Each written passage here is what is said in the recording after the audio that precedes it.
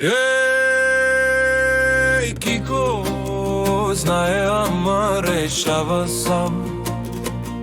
Кико ме гледа, очи като искри, разбирам и всичко, почти без грешки. Кива с глава, сякаш казва да, а после си прави обратно. Хоп, айде така. Ой, Кико, Кико, умен си ти, но слушаш само ако ти решиш. Поглед разбираш, опашка в так, а планът ти вече е съвсем друга. Гловджейско куче, обичаш пернат цвят, щом литне нещо край твое назад. Лигата тече от едната страна на устата и блестят и очите.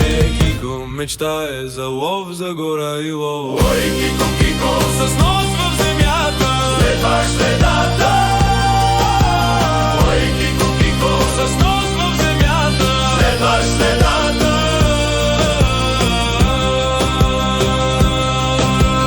Птица да мине, душата му трепти, сърцето му бие в ловджийски ритъм, а света сцена за дела.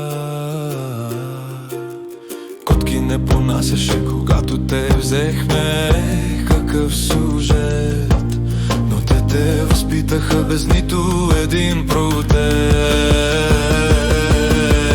Търкат се в тебе, викат те наш си ти, ти си им пазачът, по-голяма котка, ама с хъс из глас.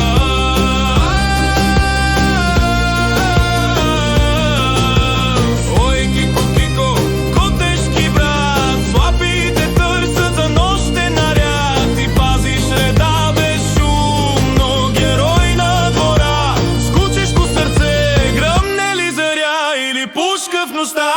Кико излита, той сме да. Кико излита, той сме така. Лае с възторг по посоката ясна, защитава света и честно и страстно. Ой, Кико, Кико, гласът на нощта, ловец, философ и пазач на дома.